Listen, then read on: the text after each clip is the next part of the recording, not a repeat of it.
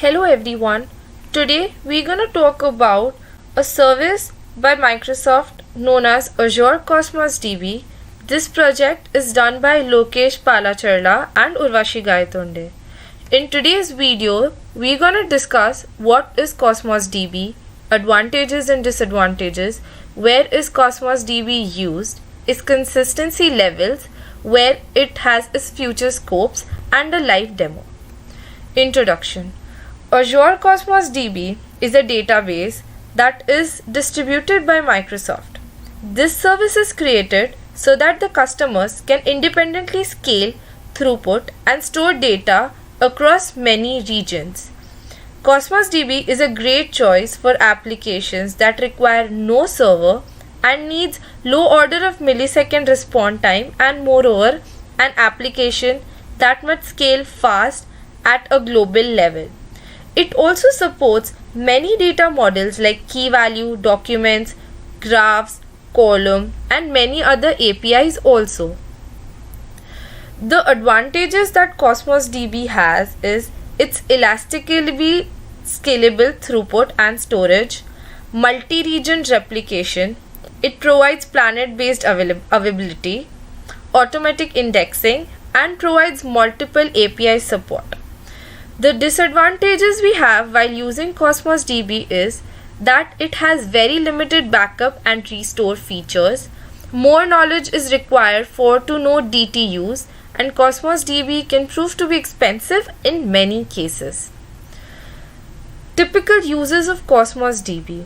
Azure Cosmos DB is used in many web applications, mobile applications, IoT and telematics, and gaming applications where automatic scalability is required and fast time response and to query over schema free diagram is important. Consistency levels. The users get to choose from 5 levels. The first is eventual, second is consistent prefix, third is session, fourth is bounded staleness, and fifth is the strong consistency. According to the recent survey, Microsoft's Cosmos DB represents the future of cloud database. This is why every major cloud vendor will need to compete with similar options. In this case, similar means that when a single database as a service that offers very similar database such as SQL is horizontal scalability with very consistent and available. Committing to one model of consistency is on the way out. Means Microsoft's Cosmos DB offers multiple consistency models which are in the same database, so no model choice can't be function of product but rather than be a function of workload. Third point, choosing one particular style of database. Cosmos DB doesn't force its users to use the regular style like column style, key value style, or document based pattern. NoSQL databases like MongoDB, MariaDB can be used as backend storage, and Cosmos DB can be used as graph database with the help of Gremlin graph database APIs. Lokesh will explain you the future project details. Thank you.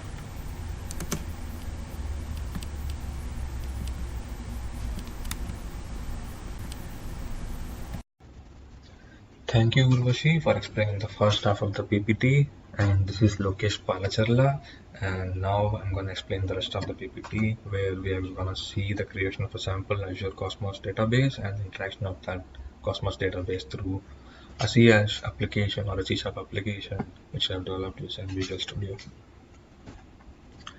For that, we have to navigate to portal.azure.com, where you will be creating an Azure account using your Microsoft ID.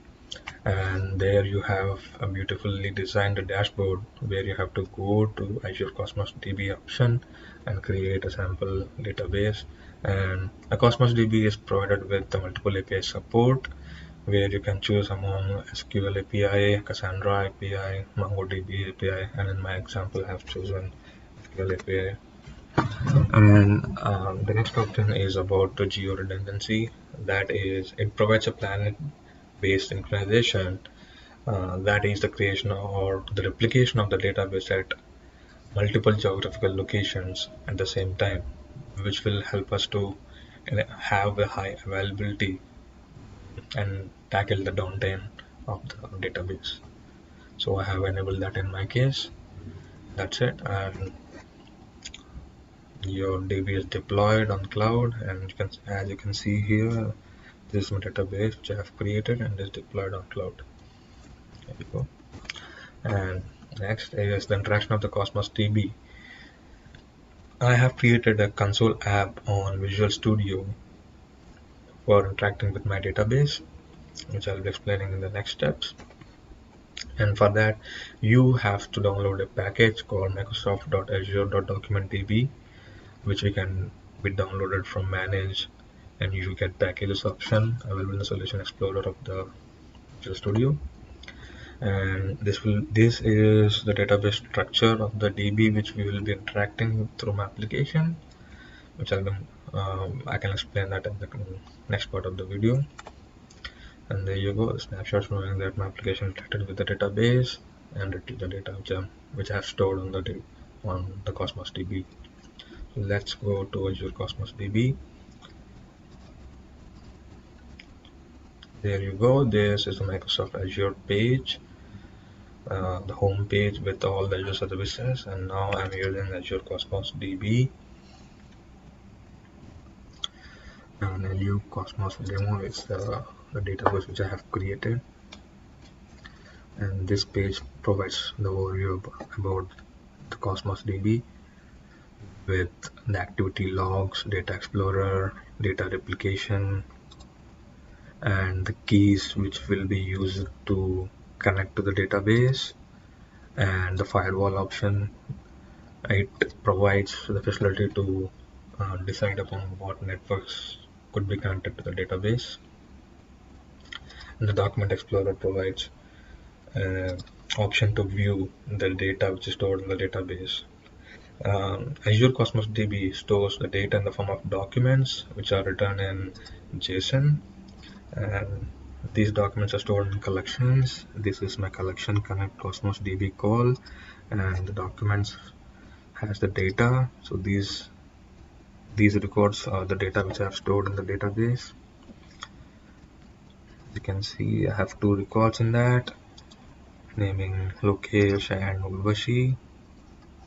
Now we'll be trying to interact with this database using my console app.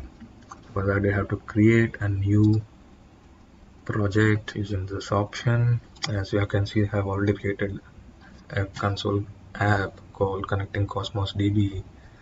Using these connection strings, I'm trying to interact with the database and fetch the values from the database as ID, name, class, and subject. Let's try to implement that. Let's see what happens. We can see my application is trying to interact with the DB and fetch the values from the database which we have stored. We should be getting these two records, Urvashi and Lokesh. There you go. My application has successfully fetched the details from the database. And for further reference, I'll be linking my application details on my description box. Thank you so much for watching.